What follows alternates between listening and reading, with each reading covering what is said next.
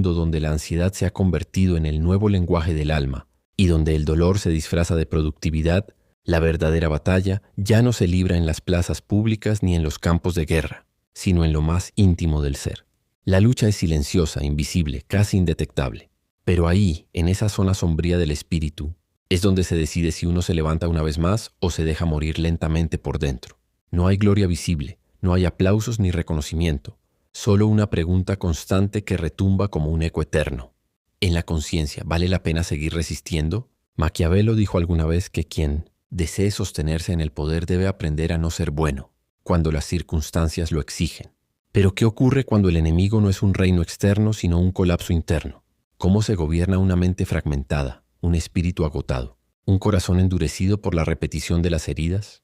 Gobernarse a uno mismo en tiempos de miseria emocional es el mayor arte político que jamás se ha enseñado, y sin embargo es el menos comprendido, porque nadie nos preparó para la guerra contra el vacío, contra la fatiga de existir, contra el tedio que anestesia toda voluntad.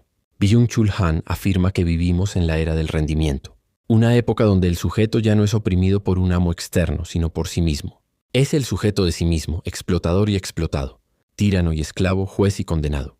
Esta autocoerción no se manifiesta a través del látigo, sino a través de frases disfrazadas de motivación, de mandatos camuflados en positividad vacía. Sé productivo, sé feliz, sé fuerte, sé mejor. Pero nadie nos enseñó a simplemente ser. El descanso es visto como debilidad, el silencio como amenaza, la tristeza como fracaso personal. Y así nos vamos desgastando, sonriendo mientras nos vaciamos. Nietzsche vio antes que nadie lo que vendría. Dijo que mataríamos a Dios y que al hacerlo, acabaríamos también con el sentido último de la existencia. El nihilismo no es una teoría abstracta, es una realidad tangible en las miradas apagadas, en las rutinas sin alma, en la risa forzada que esconde el deseo de desaparecer. El hombre moderno, despojado de trascendencia, no sabe hacia dónde caminar. Y peor aún, ya no se pregunta por qué debería caminar. El abismo no es un evento, es un hábito, una forma de respirar, un modo de existir sin saber para qué. Freud, por su parte, cavó en las profundidades del alma y encontró que muchas veces no somos más que el eco de nuestros traumas, que lo que llamamos voluntad es muchas veces repetición inconsciente, que nuestras elecciones, nuestros amores, nuestros miedos y hasta nuestras búsquedas espirituales son circuitos marcados por heridas, no resueltas. Pero también descubrió algo más, que el alma puede hablar, puede llorar, puede sanar, si se le escucha. Y eso, en un mundo que solo premia el grito, es revolucionario. Escuchar al alma es quizá el acto más valiente del siglo. Los estoicos lo sabían que el mundo es brutal, pero que el espíritu puede templarse como el acero. Epicteto, un esclavo convertido en maestro, enseñó que no somos libres por lo que poseemos, sino por lo que somos capaces de soportar sin perder la dignidad. Séneca, rodeado de la corrupción romana, escribió sobre la serenidad interior como el último refugio ante la barbarie. Marco Aurelio, el emperador que gobernó entre guerras y pestes, meditaba en su soledad que el alma se fortalece al aceptar lo inevitable y al elegir cómo responder ante lo que no puede controlar. Ellos no ofrecían recetas para el éxito, ofrecían manuales de resistencia para un mundo que siempre ha sido hostil. Hoy, más que nunca, necesitamos regresar a esa sabiduría antigua, no para escapar de la modernidad, sino para no naufragar en ella, para sostenernos cuando todo a nuestro alrededor se disuelve, para aprender a ser nuestra propia fortaleza cuando el mundo se desmorona. Porque aunque cambien las formas del sufrimiento, el alma humana sigue necesitando consuelo, dirección, significado. Y la filosofía, cuando no se convierte en espectáculo intelectual, puede ser ese bálsamo, ese refugio, esa espada. Michel de Montaigne escribía para entenderse a sí mismo.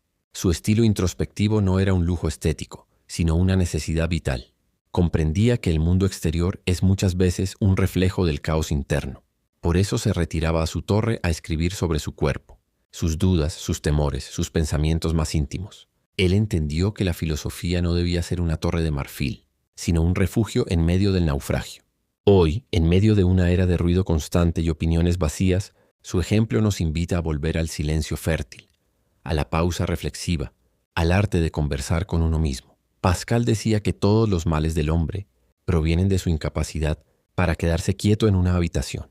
Y tenía razón, nos movemos sin cesar, no por necesidad real, sino por pánico al vacío, porque estar solos con nosotros mismos nos obliga a enfrentarnos a las verdades que evitamos, a las carencias, a los miedos, a los deseos reprimidos.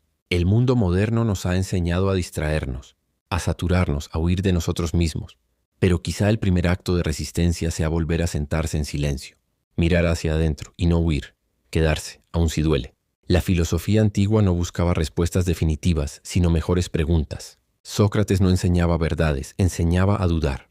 En su duda había sabiduría, humildad, libertad. Hoy, en una era saturada de supuestas verdades y expertos en todo, necesitamos volver a ese arte de la ignorancia sabia. Preguntarnos qué significa vivir, qué valor tiene el dolor, qué sentido tiene el sufrimiento. Porque mientras no seamos capaces de formular estas preguntas desde el fondo del alma, toda búsqueda será superficial, toda esperanza será vana y todo consuelo será frágil.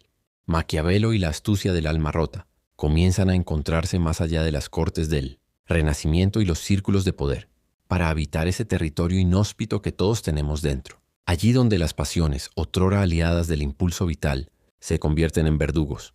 Maquiavelo no relataba historias de santidad, sino de supervivencia. Decía que un príncipe debía saber cuándo mostrarse compasivo y cuándo ser despiadado. Esa misma lección puede aplicarse al interior. Hay momentos en los que debemos ser indulgentes con nuestro dolor, abrazarlo y escucharlo para luego, sin piedad, cortar las raíces de los pensamientos que nos envenenan. Como un cirujano implacable, debemos extirpar la autocompasión parasitaria para que el alma enferma encuentre espacio para respirar. Byung-Chul Han observa que el sujeto neoliberal se autoexplota con gratitud. La gratitud por el éxito se convierte en una cadena dorada. Cada logro es un eslabón más en la sumisión voluntaria. Y sin embargo, esa misma gratitud puede volverse un acto de resistencia, si la dirigimos hacia nosotros mismos. Agradecer el hecho de despertar cada día y de confrontar la oscuridad interna es un gesto subversivo, en un sistema que celebra solo la eficiencia. Reconocer el valor intrínseco de nuestro sufrimiento inaugura una nueva forma de poder, el poder de no rendirnos, de persistir cuando todo indica lo contrario. Nietzsche nos advirtió que el devenir del hombre es ser salvaje y civilizado simultáneamente, una tensión permanente entre el instinto y la ley. Esa tensión se vuelve insoportable cuando el instinto de sobrevivir choca con las normas de la perfección autoimpuesta. Queremos ser héroes de nuestra propia historia, pero al mismo tiempo exigimos un estándar inalcanzable de integridad emocional. Y cuando fallamos, el desprecio hacia nosotros mismos se convierte en furia, furia que nos arrolla y nos deja devastados. Reconocer y aceptar esa dualidad es el primer paso para domar el tigre interior y transformarlo en aliado. Freud enseñó que el dolor reprimido tiende a manifestarse en formas perversas. La agresión contenida se vuelve autodestructiva.